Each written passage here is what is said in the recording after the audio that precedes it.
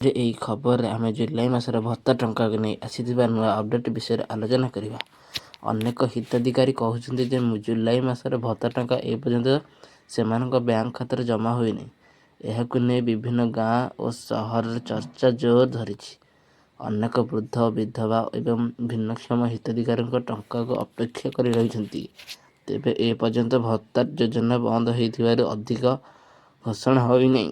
କେତେକ ସମୟରେ ପ୍ରଶାସନିକ ପ୍ରକ୍ରିୟା କିମ୍ବା ବ୍ୟାଙ୍କ ବିଳମ୍ବ ଯୋଗୁଁ ଟଙ୍କା ପହଞ୍ଚିବାରେ ସମୟ ଲାଗିପାରେ। ଏହି କାରଣରୁ ଗୁଜବ ଉପରେ ବିଶ୍ୱାସ ନ କରି ସଠିକ୍ ସୂଚନା ଅପେକ୍ଷା କରିବା ଉଚିତ। କେତେକ ଅଞ୍ଚଳରେ ପେମେଣ୍ଟ ପ୍ରକ୍ରିୟା ଚାଲୁଥିବା ସୂଚନା ମଧ୍ୟ ମିଳୁଛି। ସମସ୍ତଙ୍କ ଖାତାକୁ ଏକାସାଥରେ ଟଙ୍କା ଜମା ହୋଇନାହିଁ। ଜିଲ୍ଲା ଓ ବ୍ୟାଙ୍କ ଅନୁଯାୟୀ ପେମେଣ୍ଟ ସମୟ ଅଲଗା ହୋଇପାରେ।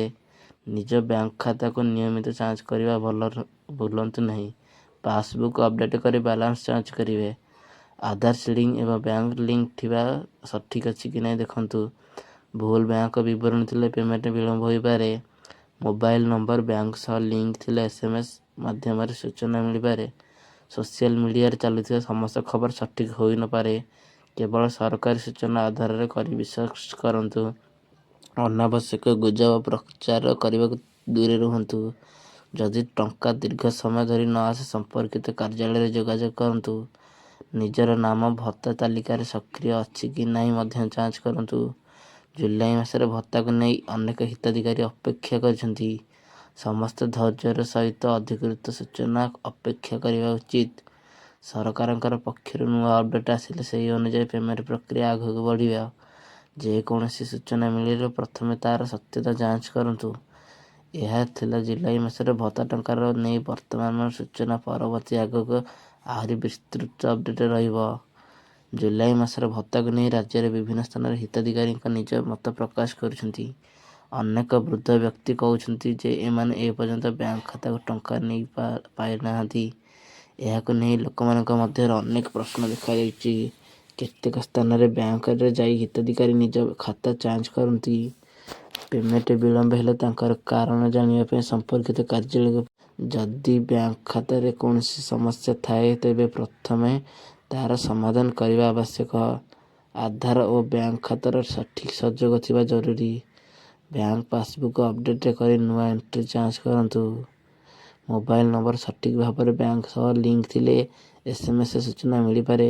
ସମସ୍ତ ହିତାଧିକାରୀଙ୍କ ଖାତାକୁ ଏକ ଦିନରେ ପେମେଣ୍ଟ ଯାଇନପାରେ। ପର୍ଯ୍ୟାୟକ୍ରମେ ପେମେଣ୍ଟ ଜାରି ହେବା ସାଧାରଣ କଥା। ସରକାରୀ ସୂଚନା ଆସିବା ପର୍ଯ୍ୟନ୍ତ ଧୈର୍ଯ୍ୟ ରହିବା ଉଚିତ। ସୋସିଆଲ ମିଡ଼ିଆରେ ଭାଇରାଲ ହେଉଥିବା ପ୍ରତ୍ୟେକ ଖବର ସତ୍ୟ ହୋଇନପାରେ। ଅଧିକୃତ ବିଜ୍ଞପ୍ତି ଉପରେ ନଜର ରଖନ୍ତୁ। ଭୁଲ ସୂଚନା ପ୍ରଚାର କରିବା ଠିକ୍ ନୁହେଁ। ହିତାଧିକାରୀମାନେ ନିଜ ଦସ୍ତଖତ ସଠିକ୍ ରଖିବା ଉଚିତ।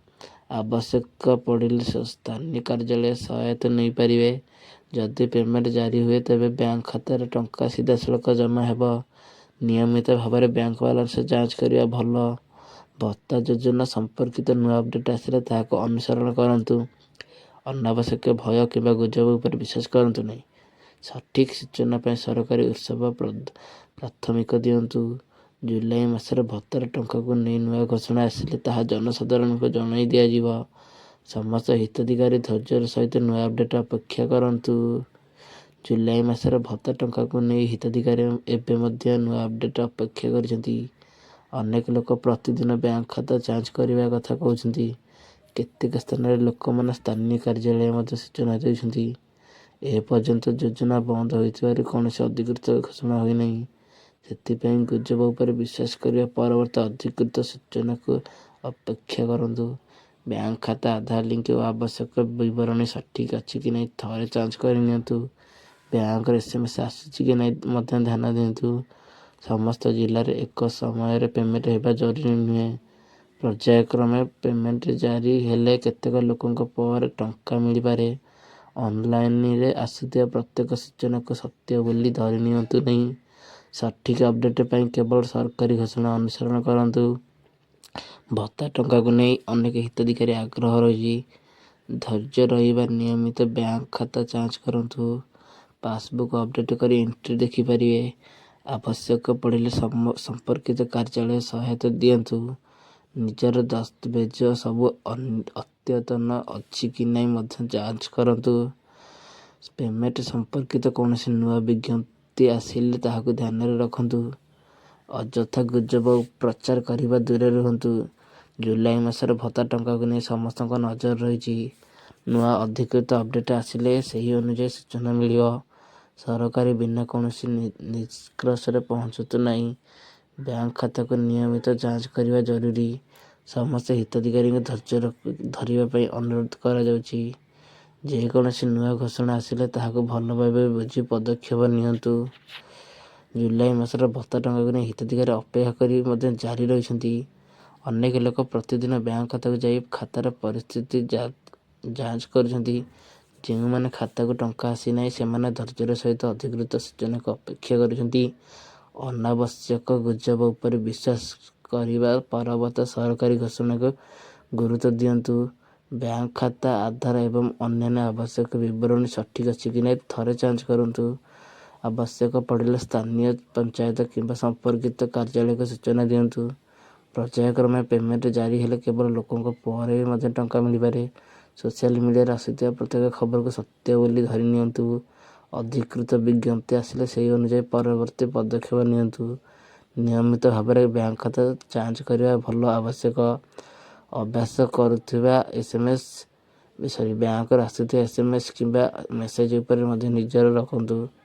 କୌଣସି ସମସ୍ୟା ଥିଲେ ବ୍ୟାଙ୍କ କର୍ମଚାରୀ ସହ କଥା ହୁଅନ୍ତୁ।